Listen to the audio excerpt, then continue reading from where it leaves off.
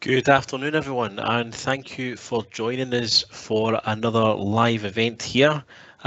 We have a really good session coming up, the event Key Actions in Finance, Legal, Recruitment and IT for a strong start to 2021. And it really is a special one we've got for you this time, not just one guest presenter, but we've got 3 separate guest presenters, all experts in their respective industries, and they're going to talk a little bit about and give some little bit of advice on each of their industries on how you can have a strong start to 2021. Now, just a little bit of housekeeping. My name is Stuart Ambler. I'm the Business Development Manager here at Managed IT Experts. The webinar itself should be about an hour, maybe a bit longer, depending on questions and answers that are coming through, but we'll try and keep it to an hour. We've got an action-packed agenda to get through, so we'll try and move swiftly along as much as possible, but the Q&A will be open throughout the session, not just at the end. It will be throughout the session, so that if you do have any questions for specific presenters, please feel free to post it in that question and answer section, and we will ask it live when they are going through their section. The webinar will be recorded. So if you aren't able to make the live event, then we will make sure that we send the recording out to all registered participants.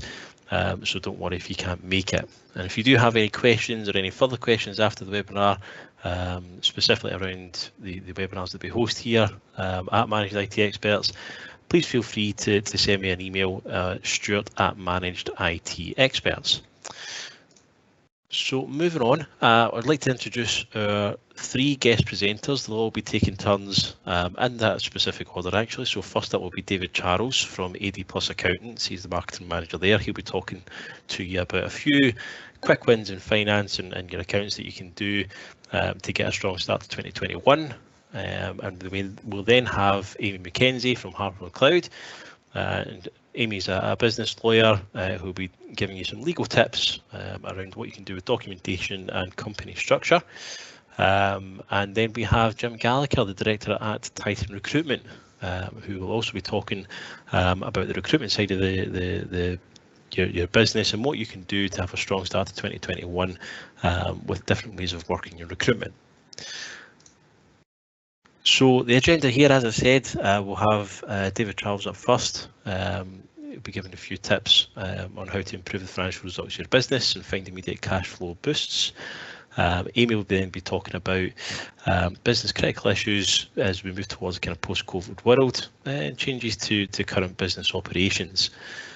Jim will be talking about coming back from furlough and how to avoid losing staff and different options that you'll have from now until 2021. To have a good start to 2021. And then I'll be rounding that off by showing you how you can use Teams and all the kind of applications within the Microsoft 365 ecosystem and out with the Microsoft 365 ecosystem to have a kind of cost-effective way of and an easy delivery of app integration, so that you can really collaborate and get a lot of benefit out of Microsoft Teams as you use that. So without further ado, I'd like to introduce David, who will take you through his section here. Hi, David. Hi, Stuart. Thank you very much indeed. So every week since the start of lockdown, AD Plus has helped local business owners to improve their financial results by asking 2 simple but powerful questions. The first question could help you find immediate cash boosts within your business, and the second question could help you to remodel your business. Now, the questions are not new, but they are effective, and we've witnessed this particularly with those businesses who have transferred to AD Plus when we complete the first set of accounts. So what I want to show you are what we've found, but they could equally apply in your business, or you could uncover something slightly different, but the process we've found has been really effective. And the first thing is just this question: is this still correct? And we ask that because there has been so much change this year that what worked last year may or may not work this year. And so the whole process is to challenge everything. And I'd like to show you just 3 examples from our own area and then talk about how you can apply that in a wider context throughout your business. So the first thing that we uncover, unfortunately, are bookkeeping errors. Some of those errors are small, some of those errors are very large, and we frequently have to correct bookkeeping entries, which in turn roll all the way back to the accounts. And in some instances, we have to rewrite the accounts from last year. In one instance, it reversed what was a profit to a loss, and you can appreciate the impact that would have.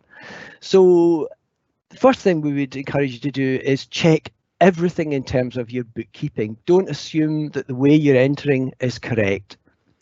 The next area where we find there is an opportunity to really examine and question everything is the technical area of tax.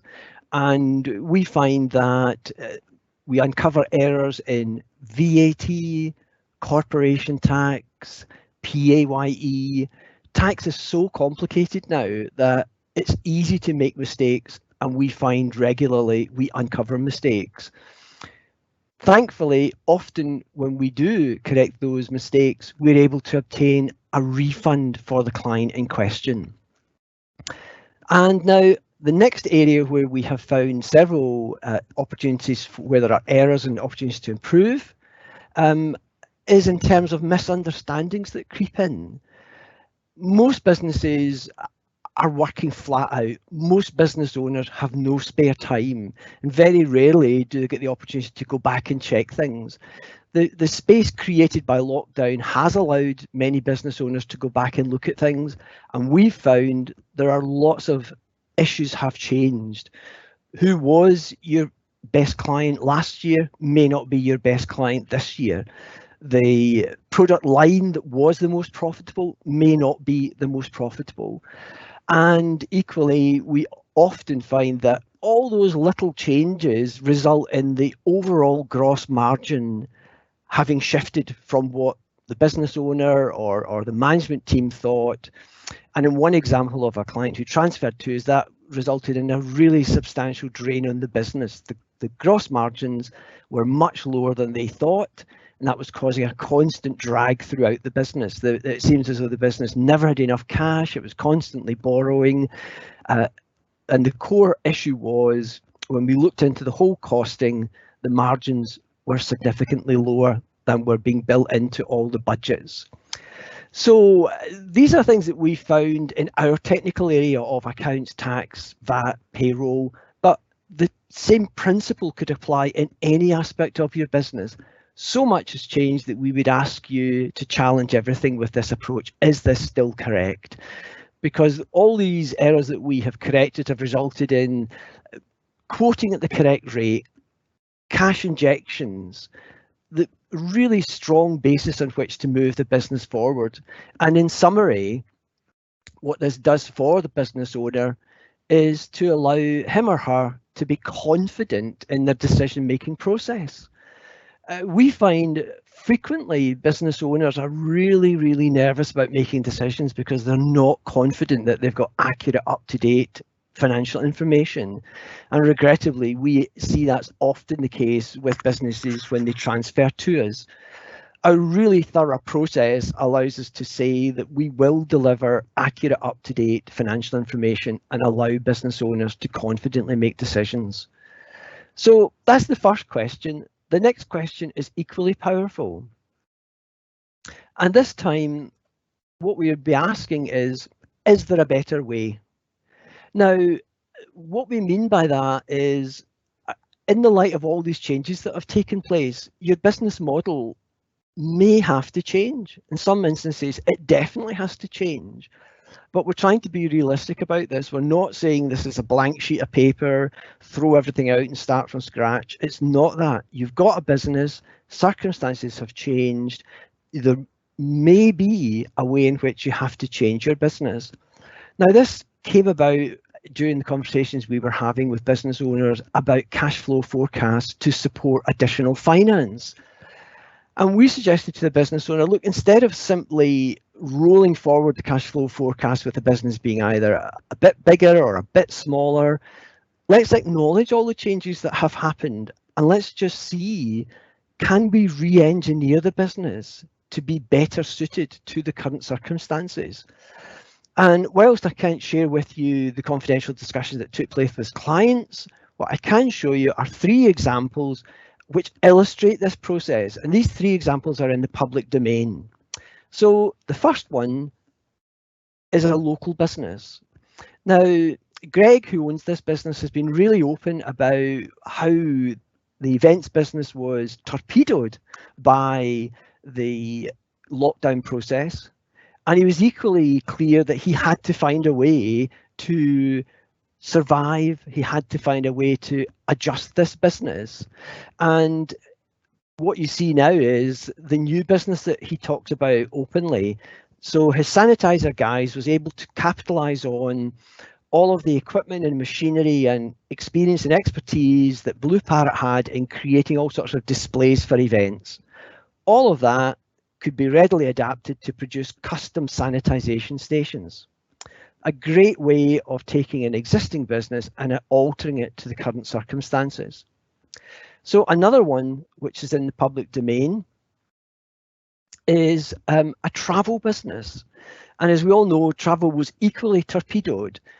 This business, again, it's in the public domain, they talk openly about it. This relied on providing international travel for experiences. Now, that was completely shut down, so much so that in April of this year, they had no new bookings.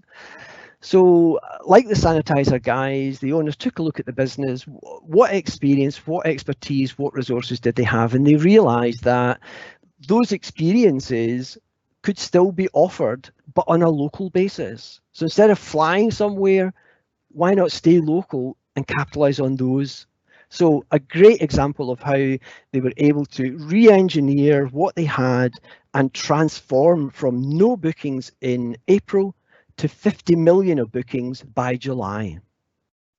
And now the third example is this one, which is Freddie's Flowers. Now, this one I find interesting because I happen to have 4 business friends who run florist businesses. And although many of them have modernized their business, they're at a point where they believe they couldn't do something dramatic. And Freddie's Flowers looked at the situation, looked at the way florists were operating, and made one change which dramatically altered the success of this business. And again, it's out in the public domain. That business now turns over £26 million by operating in a slightly different way than most other florists. So they still sell flowers, they still operate on the internet, but they made one slight change which has dramatically improved the business. Now, that same thinking could be applied throughout your business. Naturally, the way you change will be slightly different, but what we found in the next slide I'd like to show you is a way to draw all this thinking together in context. So this happened to be our brand promise, but it's really effective in providing a template for you. So putting all of this lot in context, start with your goals. So your personal goals, your family goals, your business goals, your contribution goals, and ask each of these questions. How can you make more profit in the current circumstances? How can you pay less tax and retain more cash in the business in the current circumstances? And how can you accumulate more wealth in a safe way in the current circumstances? Going on what we've seen throughout lockdown, you will come up with really powerful and effective ways to change your business, which from what we've seen produce substantially better financial results. So I hope you'll apply this, and I wish you every success. If anyone would like to get in contact with me, all my contact details are there, and I'm happy to have a chat with you at any time.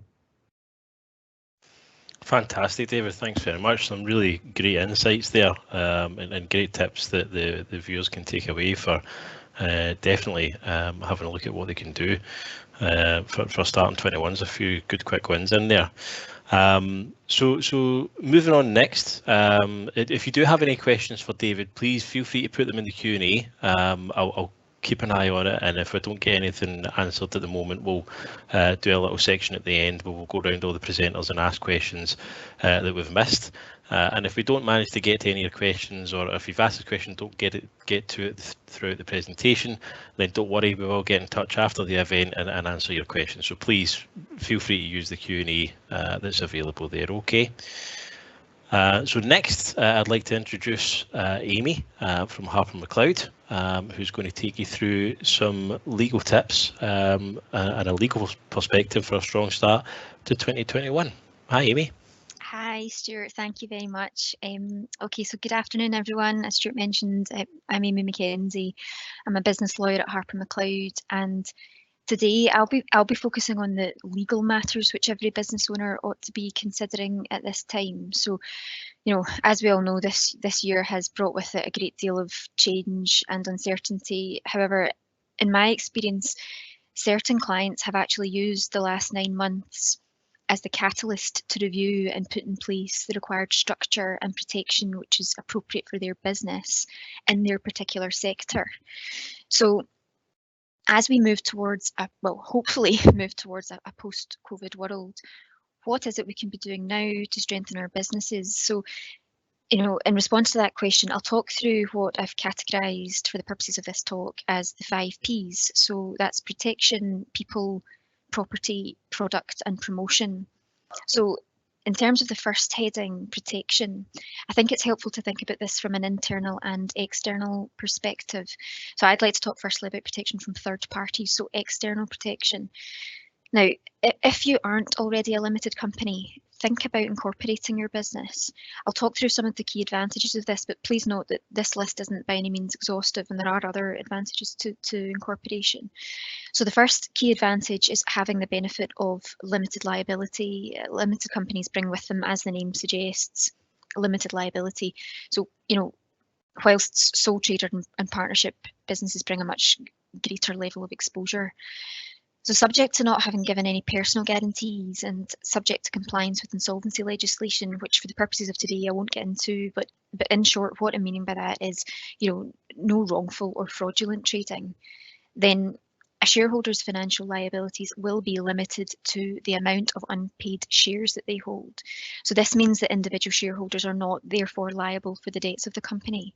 So all other liabilities of the company remain with the company, which is actually, it's quite powerful. So a second advantage of incorporating would be to put in place a clearer internal structure. So with the very nature and structure of a limited company, it can be made clear who deals with, on the one hand, the day-to-day running of the business, so the likes of the directors that are sitting on the board of the company, and on the other hand, the owners of the company, so those who are sitting at shareholder level. So let me demonstrate this by way of an example of a family business. I'm a fan of simple diagrams, as you can see. So here we have a limited company which is owned by mum, dad, its son and daughter. So let's say for the purposes of this example that mum and dad have the same class of shares as each other, so we'll call those A shares. And those shares contain all key rights that you would expect to receive at shareholder level. So that would be the likes of voting rights in respect of shareholder matters, having the ability to receive dividends, and also perhaps benefiting in terms of the right to receive capital on a sale or perhaps a wind up of the company. If we take the brother and the sister, let's say they hold shares in a separate class, and we'll call those the B shares, which contain dividend-only rights and rights in terms of capital on a sale or winding up. So they don't have any voting rights at shareholder level. So that's the ownership structure of the company. Now, if we move on to board level, which is sitting distinct, then the board of directors in my example might be mum, dad, daughter. So, those individuals will wear both shareholder hats and director hats at different times, together perhaps with a long-standing trusted employee who might not necessarily be a family member. So those individuals will together make the decisions on the day-to-day running of the business, which is distinct from the decisions that mum and dad will take at shareholder level. So what I'd like you to take from this example is that, it's possible for us to tailor the company as you see fit in order to cater for a whole variety of outcomes. You'll have noticed that in my example here that mum and dad have an effective role in the company. It's more of an active role in the company at both shareholder and board level. So their instruction to me might have been to ensure that they retain control, for example. So do give some thought to the roles that individuals are performing in your business. You know, in my experience, it's often the case that clarifying an individual's role is helpful both for the business and for the individual. You know, the business is then clear what it expects from the individual, and the individual is clear what is actually expected of them. So a third advantage of incorporating is succession planning purposes. I often struggle to get business owners to engage in a conversation on succession planning. Naturally, it isn't a topic that many like to think about or discuss, but it really is something that we do need to plan for. So if we go back to my example, then mum and dad might want to transfer or perhaps gift all of their shares to their children, but leaving themselves on the board as directors. Or alternatively, they might want to alter the rights attaching to the shares to ensure that capital in a sale or winding up of the company attaches to the children's share class only. Now that would then have the benefit of removing any or all of the value from the mum and dad's shares. That's obviously likely to be beneficial for inheritance tax purposes. So it's quite important.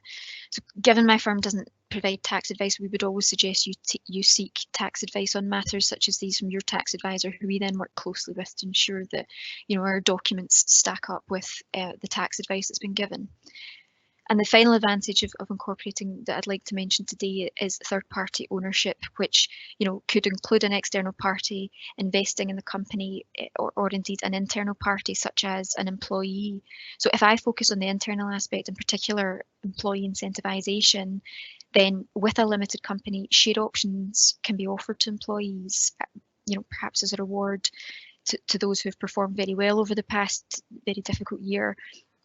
Or offered as part of their salary perhaps, or offered to incentivise employees with a view to retaining those who are considered to be key in your team. So in terms of incorporating, the process involved is relatively straightforward. We incorporate a company and then document the transfer of the business and assets to the newly formed company, which that would include provisions to ensure that all of the contracts have been assigned to the new company, staff have been transferred to the company, etc., etc. So give some thought to the structure of your business. Does it work? Is it robust enough?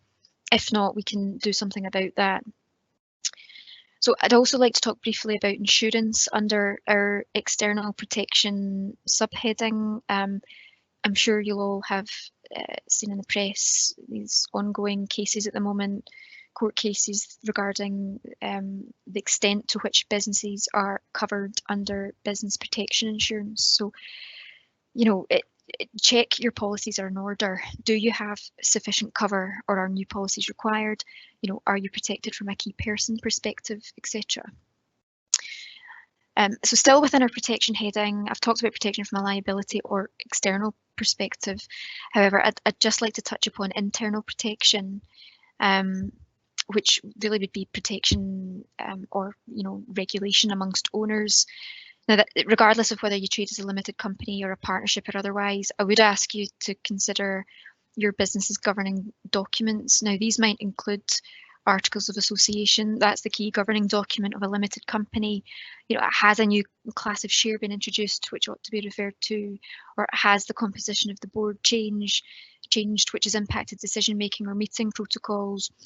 Then we might have a shareholders agreement that governs the relationship between the shareholders of a company. Have the shareholders changed since the document was originally drafted? There's also the likes of an LLP agreement that would govern the relationship between members of an LLP, or a partnership agreement which governs the relationship between the partners of the partnership. Again, have there been any notable changes in recent times which would require these agreements to be updated? So the key message here is each of these documents should be reflective of current operations, practices and roles within your business. It's all good and well when the business is running smoothly. If issues do arise, and they do happen, such as falling out between shareholders or the unexpected death of a partner, the governing documents are the first to be referred to, and certainly the governing documents are the first that I ask to have sight of. So it's important that these are as up to date as possible. We're often consulted by new clients who have either never spent the time putting the appropriate documentation in place, or who haven't reviewed it often enough to ensure that it's still fit for purpose. So diarising to regularly review and update the paperwork associated with your business can really end up saving you lots of time and money. And updating documentation is also a good opportunity to address any underlying issues which may or may not have been addressed otherwise. If you want to initiate discussions around succession planning or changing the composition of the board, etc. So moving on to the second heading, which is people. I touched upon people earlier, and Jim will also be speaking about this in more detail. However, from a legal perspective, ask yourself, is everyone clear on what their roles are? Do you have appropriate documentation in place? Are the contracts of employment or director service contracts up to date? It might be the case that individuals in recent times are now working in different locations or in different shift patterns. Should these be documented? Another point to flag here, have any roles changed due to recent times? So have any individuals in your business become key members of the team during the past few difficult trading periods? I touched upon employee incentivization earlier. People often make a business, so retain your key staff if you can. I mean, you'll want to exploit all opportunities which come your way when the economy does recover, and having the key members of staff there will help. So there are ways in which we can help you achieve that.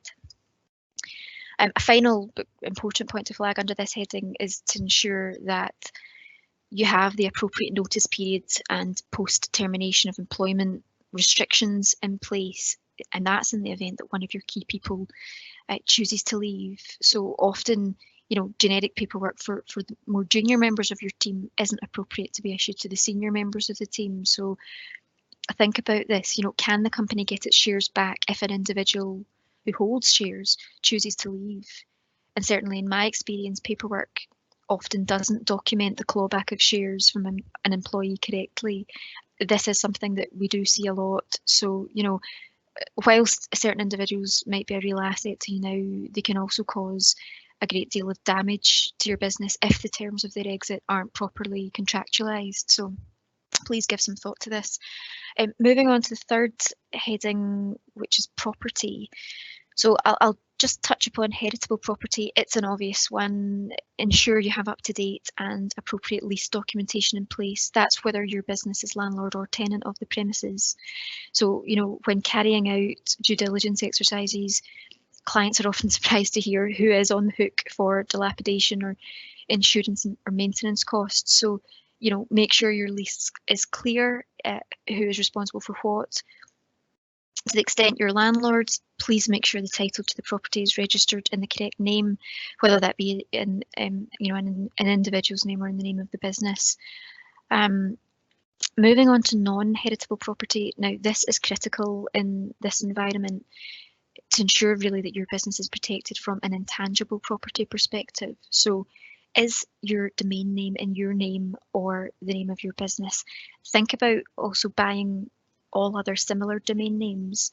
This has the effect of reducing any risk of, for instance, cyber squatting, where a third party buys a domain name very similar to yours, with intention of profiting from this, or, reduce any competitors, or reduce the risk, I should say, of competitors spotting an opportunity to exploit at your cost.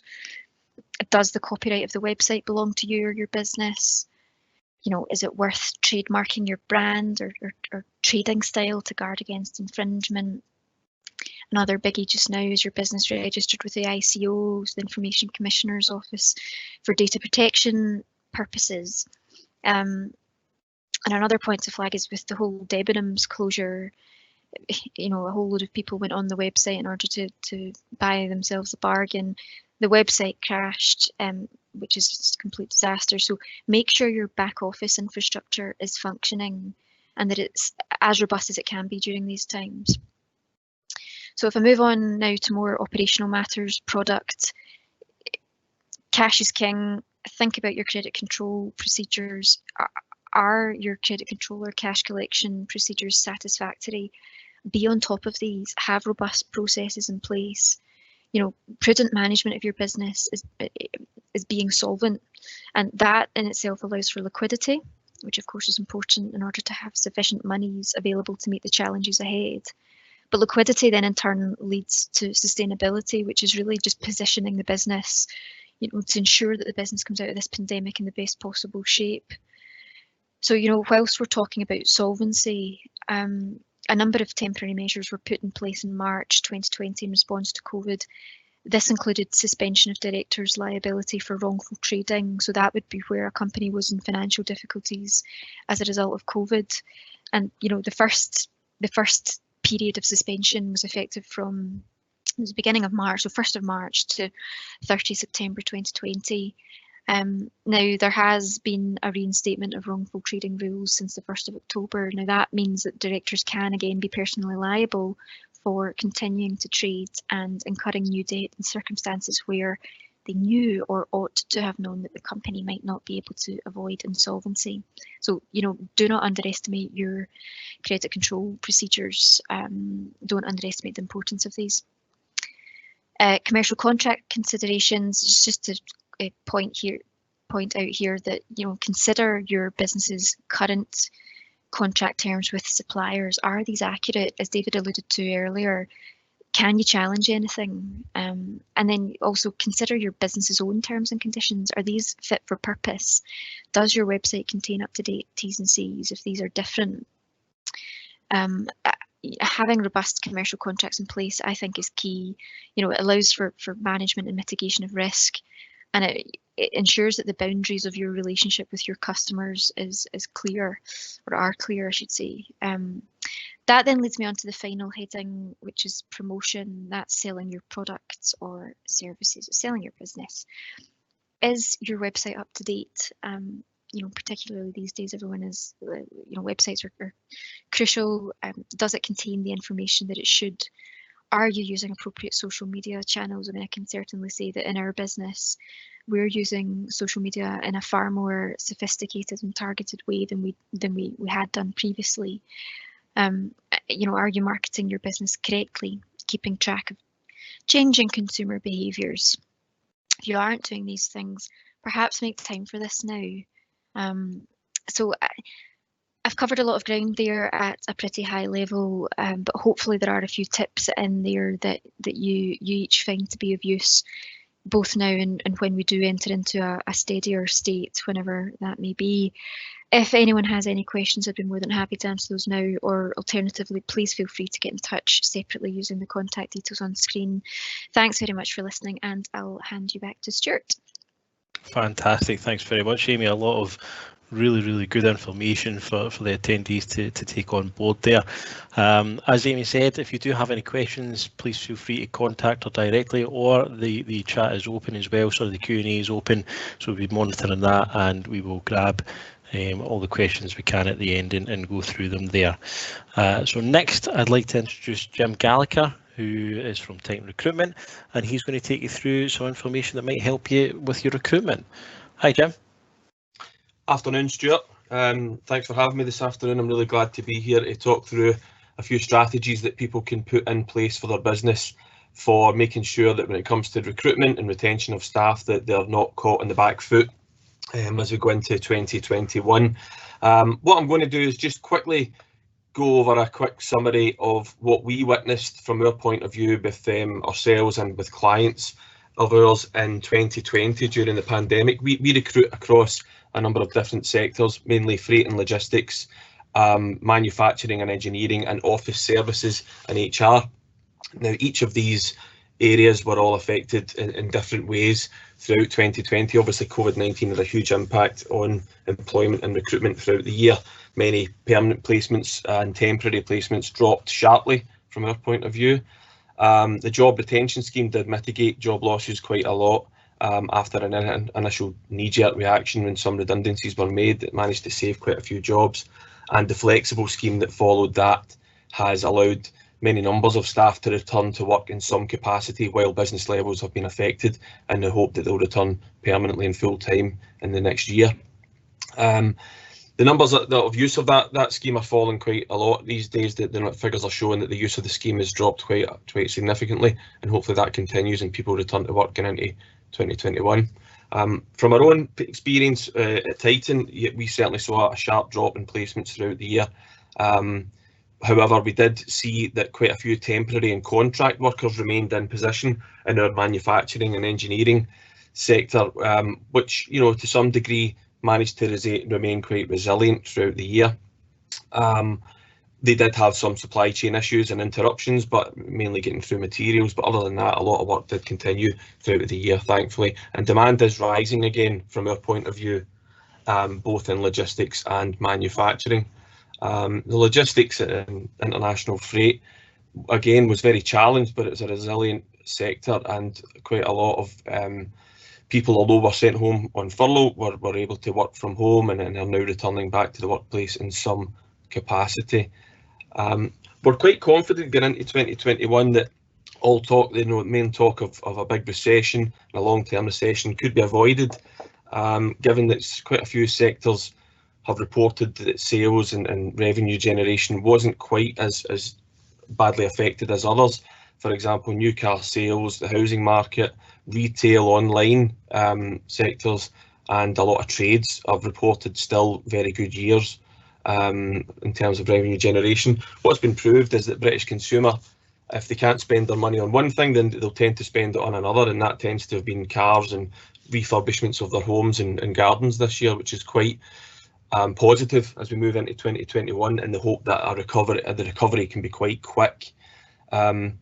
In the sectors that we work in as well, Brexit is having an impact. Many freight companies and companies who export and import goods are having to increase the number of customs declarations that they do. So customs staff are very much in demand. The air freight sector is returning as well, and as is the sea freight sector, although quite a lot of equipment is in the wrong place at this point in time, will have to be readjusted.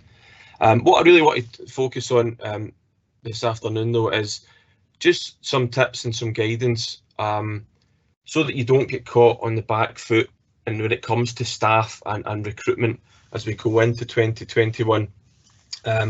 What's been evident from what we've seen at Titan and the candidates that we deal with and the employers that we deal with, many attitudes from candidates, from people who work with big businesses, have been formed over the way that their employer has, you know, reacted and behaved throughout the pandemic. At the moment, we're seeing a real swell in the talent pool that's on the market, and that's because, unfortunately, people have been let go from their jobs. But it does mean that many people have been available to come into new jobs. And what I want to really focus on is how you can protect the staff that you've got, look after them as they return to the workplace, and potentially also add new talent into your business. It's been interesting to hear the reasons why people have been deciding to leave companies this year, regardless of the perilous job market that we're in at the moment. People have still been taking the decision to leave companies and move on, and that tends to stem from if redundancies have been made in other areas of the business, and as Amy touched on, their own role has potentially been changed somewhat, you know, been overloaded with work or added workloads been put onto them. And also redundancies in any area of a business do make the rest of the staff that remain behind quite nervous, and you have to take that into account when you're thinking about the staff that are left behind from people who've been made redundant. It does add workload onto them, and sometimes that can push people into thinking that they would rather move on to another company, or if they feel that they might be next in line for redundancy, that also can make people feel rather nervous about their own position.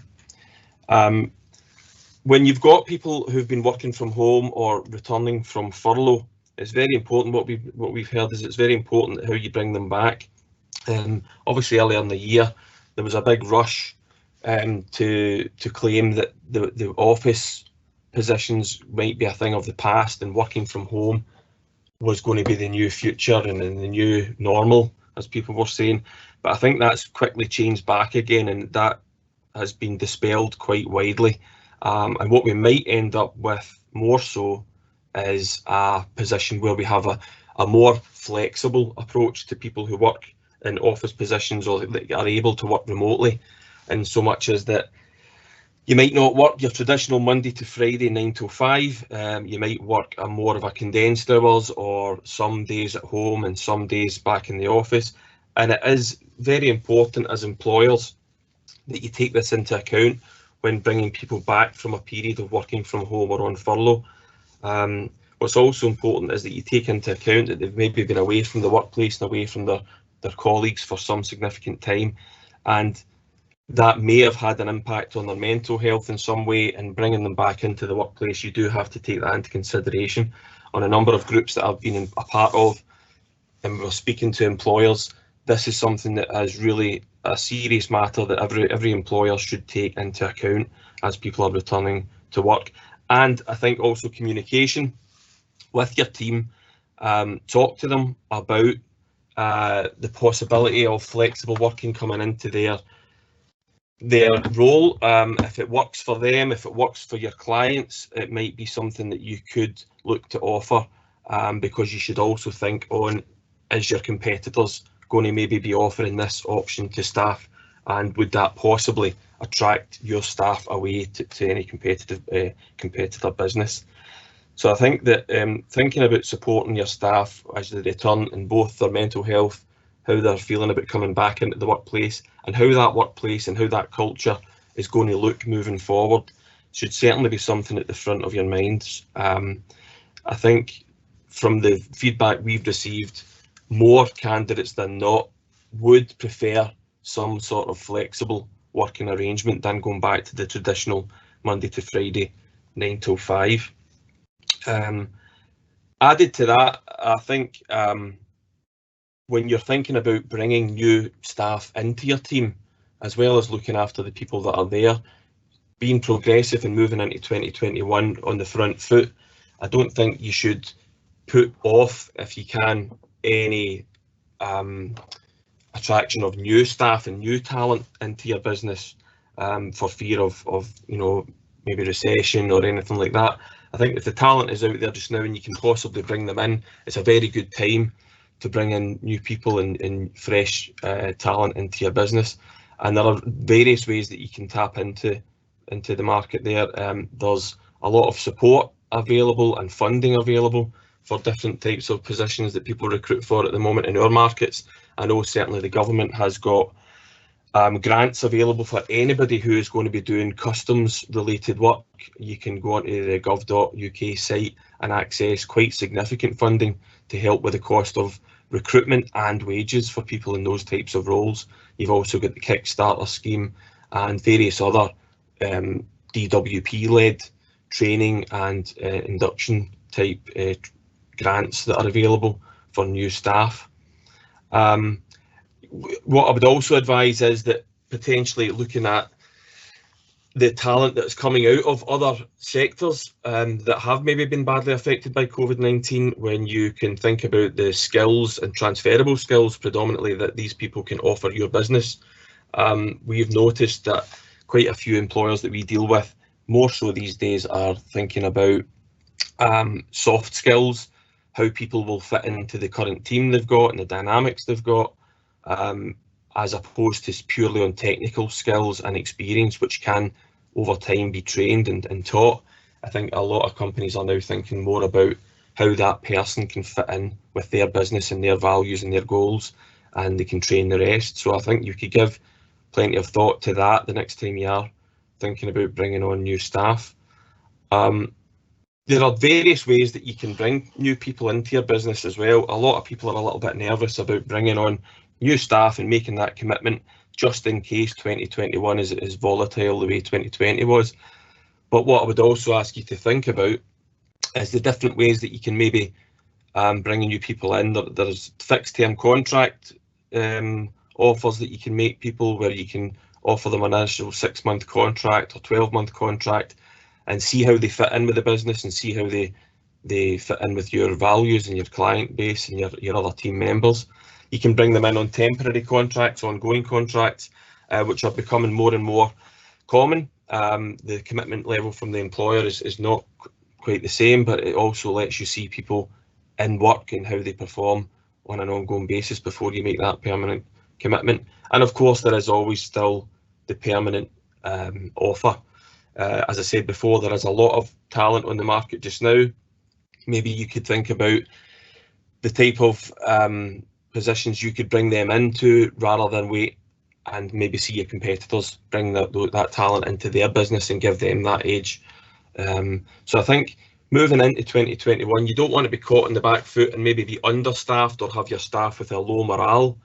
You maybe want to think about stepping forward into 2021 in a strong position when it comes to your staff, taking advantage of the fact that there's good people out there, and you can also think about the different ways that you can offer contracts of employment.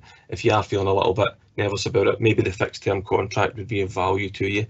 Of course, at Titan, we are always available to help with any of these scenarios. We can talk to you about the types of candidates that we represent or the type of candidates that would add value to your business, and we're always able to do that. You can contact us using any of the contact numbers on the screen or my email, and we'd be more than happy to work in partnership with you on that. So thanks very much for your time. Fantastic, Jim. Some really great info from Jim there, especially around the kind of taking advantage of the strong talent pool there is now, so these are ready for starting 2021. And as Jim said, you know, that's a great way of thinking about it, of kind of different ways of doing it, rather than that kind of full commitment of bringing in a permanent employee. So yeah, really enjoyed that, Jim. Thanks very much. So next up is myself, and I'm going to break the first rule of live presenting by not sticking to the cards, and I'm going to do an actual live demo on our live system. So I'm going to get rid of this, and I'm going to pull Teams over here.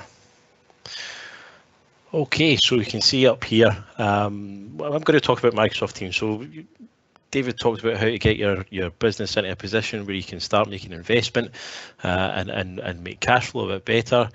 Amy's talked about obviously getting the business structure correct and the documents in order. Jim's talked about bringing the right people in. So once you've got all that in order and your business is where you want it to be, how do you get your staff working together? How do you get the business operating well? What technologies can you use to get everyone collaborating and getting the business moving forward strongly for 2021? And we're going to talk about Microsoft Teams specifically here, because everyone has heard of Microsoft Teams. It's absolutely rocketed up in popularity alongside Zoom over the last year. For obvious reasons, and due to that, it's also had huge amounts of investment and development done by Microsoft, so that now it's you know what it was when it first started is absolutely nothing compared to what it is now. So we're going to dispense with the kind of basics of Teams. I'm not going to go through our basics. This is how you use Teams. This is the meeting. This is the calls. We all know that by now. If you've seen Teams and you've seen it working, you know that's how to do a video call on it. You know how to do a team meeting on it, and you probably know about channels and Teams and how it actually works. So what we're going to talk about is something slightly more in depth, which is the integration of different applications that are available within the Microsoft 365 family and out with the Microsoft 365 family as well, so that you can see what it's like for Microsoft Teams to be the single pane of glass for your business or for your employee or for your staff or for yourself, to have a complete overview of everything that's going on within your business without having to leave this program and without having to leave Teams. And that, and when it comes to kind of productivity, is invaluable. There's so many applications, so many different ways of working nowadays, and so many different easily and readily available applications that businesses have just been implementing them left, right and centre to improve ways of doing business. But now their staff have to juggle maybe 5 or 10 different applications, and it's a nightmare having to kind of navigate that, go from one to the other and take information from one to the other, and having all these different data silos. It's a nightmare to manage. So how do we get that into one single point that everyone can access, that needs to access it, everyone can work together and collaborate together that has to, and manage that in an effective and productive way? Enter Microsoft Teams. So here we have I've just put a test demo team channel, or team and channel in there, just to give you an example of how we use it and how we work. And I'll kind of talk you roughly through the flow. I'm not going to go through the full thing like I've done in previous events, just in terms of time constraints. But I'll try and cover as much as I can and show you the ease of which this is set up. So everyone knows how to create a team. Bottom left, join or create a team, hit create a team from scratch, enter in the people you want and added in that team. You can also make it private or public so that everyone in the company can see it, or if it's just a set group of individuals or set group of staff that you want to be in that team, you can add them. So I've created a team here. The only two people that are in here are Richard, which is our senior solutions architect, and our MD, David, who is part of the project process that we go through. And what we do kind of from start to finish is I deal with the sales side of things and pre-sales and proposals.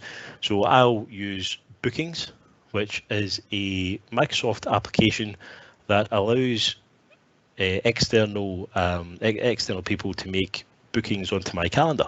So they can click on, I'll send them a link, they can click onto my calendar, see what's available, and they can make bookings on the times that are available and see that schedule and select which staff member and what they want to do. You can see here that my calendar's got this blocked out for the live meeting. So I'm going to move. I'm quite nervous about this because I've just got a feeling I'm going to end up clicking that red button and end everybody's live event early. But so you can see here that it's got the live event here, so nobody can book time in that externally, and it helps me manage my calendar very easily. It makes it a very automated process. I don't have to chase people to make bookings. They can just make it a time that suits them. I'll get an invite, they'll get an invite to the Teams meeting, we'll be able to join it. Very simple. So once we've went through that process, we then go on to the pre-sale side of things, which is where I'll get Richard involved. I'll ask him to come along to one of the Teams meetings. We'll gather the requirements for that client and that project and what they need. And we'll do that using just a simple Word document and Forms, which is Microsoft Forms. I've not got it on here just due to GDPR because it will show details, etc., and internal details, but you can add Microsoft Forms up here so it's easy to access. Very simple. Click the plus button. You can see there Microsoft Forms. Click that, it adds it in. It's as simple as that. It's 2 clicks and you've got that integration there. There's no fancy development required. There's no coding, nothing like that. Nice and easy. Click and it's added. So once we've pulled all that information together, Richard then produces a requirements document. And what we do is when I create this team, I add all this information at the top. I'll add the Dynamics account for the account or the company that the opportunity is with, so that we can all have access to their direct information, excuse me, their address, their phone numbers, their emails. So if Richard needs to contact the primary contact directly, he's got all the information there. He doesn't need to ask me. We don't have to email back and forth with information and details. It's all there in one system that he can access fairly easily. I'll also create a plan for this project, and we've got ones that are completed here because I've done this example a couple of weeks ago and I didn't want to create all these new tasks to add into my MD's and Richard's workflow, because yeah, I don't want to keep pestering them with all these test tasks that they think they've got added to their pile of tasks they're already completing. But you can see here, I can see the what was added, when it was done, when it was completed. There's documents attached to certain tasks as well. So it means that I've got a clear view of the different stages, which is going through the technical spec, that's Richard's category, the commercial tasks, which are my category, and then the sign off of the proposal and any requirements and estimates, etc., which is David's category there. So I can see when they were completed, and so we know that this is now good to go. I can also have a look at kind of the chart view, so I can see if there's any late, or if they've not started yet, or anything like that. I can also have a look at the schedule. So if we did have any future tasks here, they would show up in the schedule, and I could see exactly what's going on. Board, that's the one. So what that does is that then creates the flow for us to go through this. Richard's then created the document and he's uploaded it and tagged me here to say that's the requirements document ready for the opportunity, for the Power Apps opportunity. I then know that it's in here and I can have a look. Pull this up. So I can then work on this document, I can go through it, I can leave comments if there's anything that I want Richard to check. He can also jump on as well. I can give him a call. I won't just now because it will break the live event, but I can give him a call, we can go through it and work on the document. I'll see live if he's working on the document as well. It'll tell me up here that he's working on the document, and I can see if anybody else is in the document as well. Move this before it. So then we go through, edit the document, make sure it's all up to scratch and what we need to do.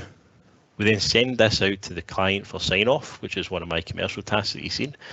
Make sure that they're happy with the requirements document, and then based on the requirements document, we will then create a proposal, which is done in Dynamics, which I will access through the Dynamics tab. Now again, these tabs are extremely easy to add. So for the Dynamics one, you can just hit Dynamics 365, it's already there, nice and easy integration. Or if they don't have it, so you can see here all these applications. So it has thousands upon thousands of applications which are just 2-click integrations, really straightforward. So if we wanted to add something like Trello, which is a popular one, you can see there's Adobe Creative, it's got other kind of CRM. Salesforce, I'm pretty sure, has one as well. The last time I had a look, yep, so Salesforce also have a 2-click integration as well. Really straightforward. But if the cloud application that you use doesn't have a third-party integration, then you can just add the website.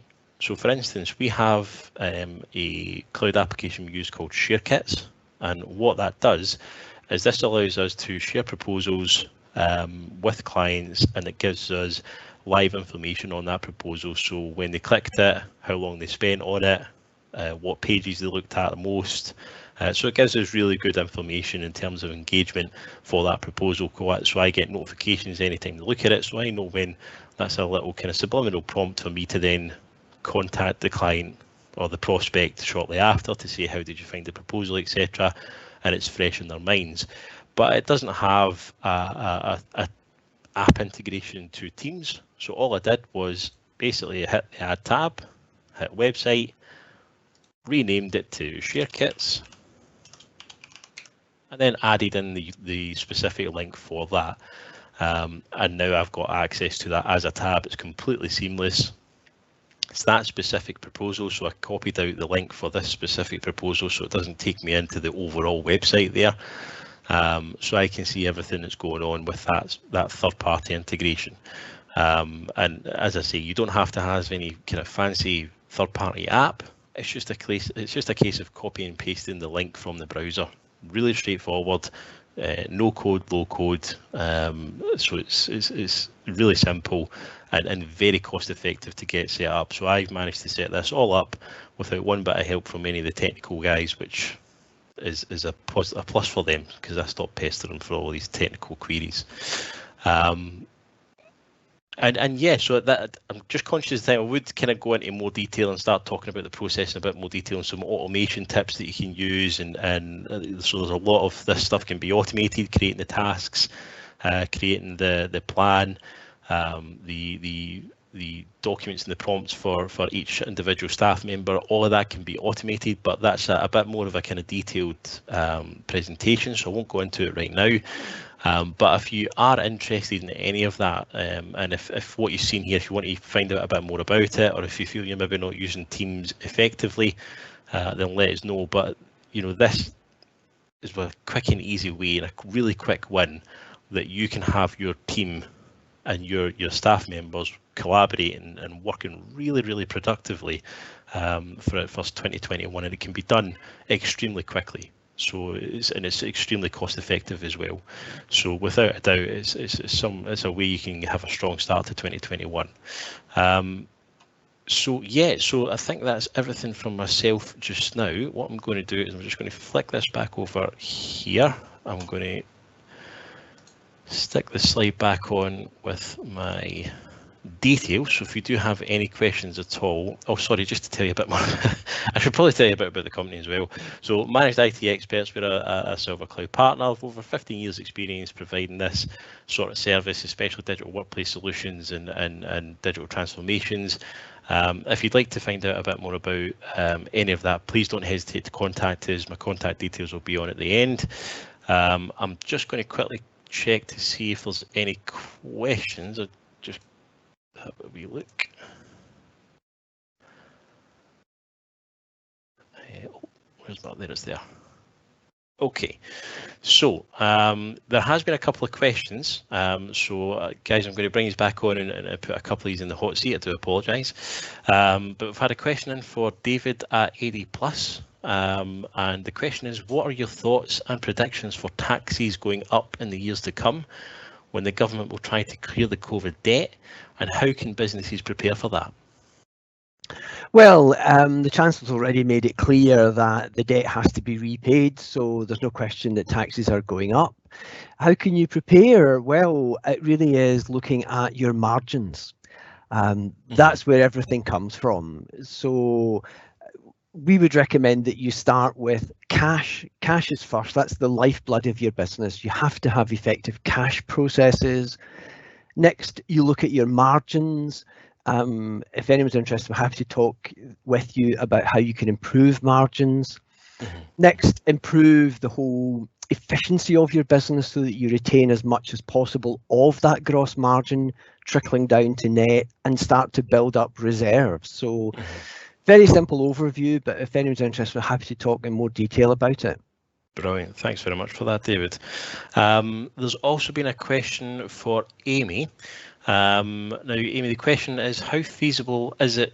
How feasible is it for small businesses to enforce commercial contracts if a client doesn't pay, especially if it's a smaller amount, less than 5k?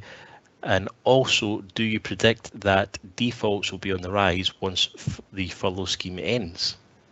Okay, thanks, Stuart. Yeah, I mean, there are ways and means of recovering money, whether that's based on the terms of the commercial contract or perhaps through a small claims court if we're talking about a smaller amount. But I would have to, well, I think the first port of call would be to have a look at the terms of your commercial contract. Is it robust? Does it detail what to do in those circumstances? So that would be the first port of call there. In terms of default, so if we're talking about there being a lack of staff due to perhaps having made redundancies, then yes, probably. But nothing this year has been predictable. You genuinely couldn't predict the next 12 hours at different points of the pandemic. So it's all businesses can really do at this stage is deal with the matters which are within their control. Brilliant. Thanks very much for that. And if you do have any maybe specific queries for Amy on that and you'd like to get in touch, then please do so. And one last question. This one's for Jim, and it's in relation to the Kickstarter scheme, Jim. Do you know of any updates to that scheme, and do you know if that scheme will be available, or when businesses in Scotland will be able to tap into that? Yeah, sure, Stuart. The Kickstart scheme is actually open now. You can start to use it as of now, and you can use it right the way up until the end of December next year. The government have said that you have to use it for a minimum of 30 employees, which is the headline figure and has put quite a number of people off, but there is actually very simple ways to access it if you're not going to employ that many people, and you can employ just one person through it if you just go through what's called gateways. There are local authorities and local businesses. I know one HR business that I actually use the services of, they were operating a gateway scheme so that smaller businesses can access the scheme and only commit to 1, 2, 3 members of staff. Obviously there are criteria for it. You've got to work a minimum of 25 hours and they've got to be within a certain age group and be on the universal credit at the moment, but you can certainly access it from now. And again, I'm happy to talk to anybody offline about that as well. Brilliant. That's great. Thanks very much for that, Jim. Yeah, I think that would be a great scheme for a lot of people if we can get tapped into it without a doubt. So yeah, that's all the questions. Thanks very much for the questions. Those were great. If you do have anything further to ask any of our guest presenters, then please do get in touch. I'm also going to be sharing just now the feedback link, and I'm going to publish that in the Q&A section at the moment. So you should see that coming through. Right, so if you could please take the time to click on that link that I've just posted in the Q&A and leave feedback on the event itself.